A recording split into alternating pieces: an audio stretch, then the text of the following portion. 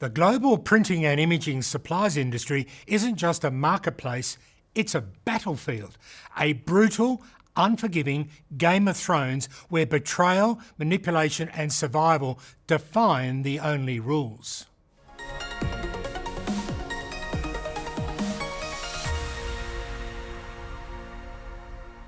Hello, I'm David Gibbons and thanks for joining me. Renowned author George R.R. Martin published his epic fantasy series A Song of Ice and Fire back in 1996. Adapted into the groundbreaking TV show Game of Thrones, it remains one of the most iconic and influential series of all time. Now, it is fiction, and yet Martin could very well have been inspired by the printer and imaging supplies industry, because it is not fiction. Here, oceans run red with the blood of thousands of businesses, casualties of ruthless pricing wars. Lies are whispered in the back rooms, assassinations plotted in the boardrooms, as competitors claw their way to claim the iron throne of a shrinking realm of end users. Sound familiar? The Starks, Lannisters and Targaryens would blush at the intrigue we face every day. Let's start with 9 Star's ban in the United States. Human rights? A noble-sounding excuse, I have to admit, but let's call it what it really is, a calculated assassination. A rival king, hiding behind the US government, has worked the system to eliminate a threat. The 9 Star king was growing too strong, too fast. Its kingdom of printers, chips and supplies was a direct challenge. National security? The truth is buried in heavily redacted court documents. What are they trying to hide? And the US aftermarket. Many have cheered the ban, cloaking their celebration in fake morality. We care about the horrible slave labour, they cry, while ignoring far worse abuses happening in other parts of the world where cartridges are being remanufactured under duress. Then there's STMC.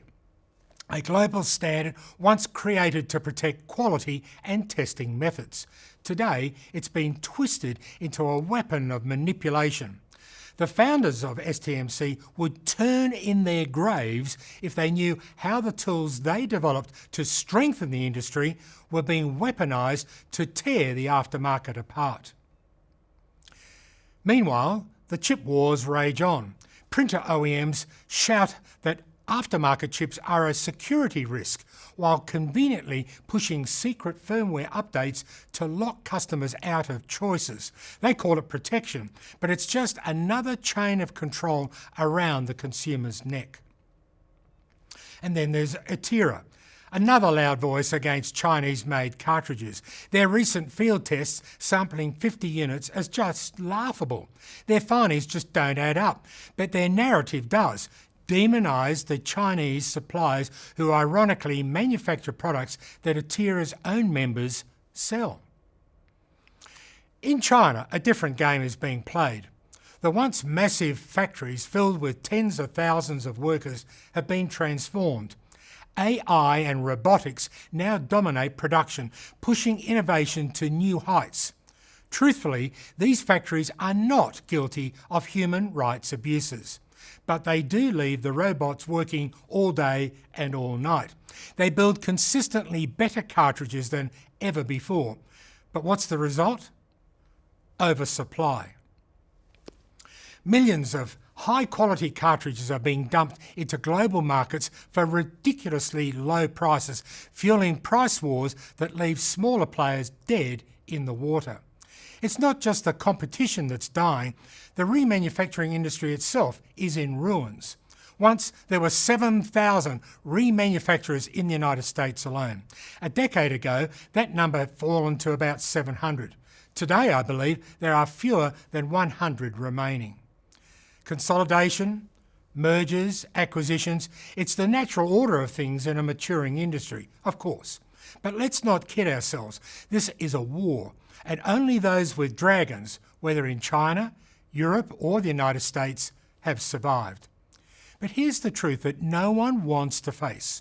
The real threat isn't from OEMs, Chinese factories, or even price wars. The Night King looms beyond the wall, leading an army of millions who have abandoned printing altogether. End users have changed. They don't print like they used to. Those on the Night's Watch, the researchers, market analysts and commentators, stand vigilant on the wall, sounding the alarm. They warn us that end users are abandoning old habits and printing is no longer what it once was. But are we listening? While we fight among ourselves for a shrinking piece of the realm, winter is coming, and it doesn't care who sits on the Iron Throne. Adapt or die, that's the choice we face. The industry can squabble, scheme and sabotage itself all at once, but only those who embrace change will survive the long winter ahead. Winter is coming. Are you ready?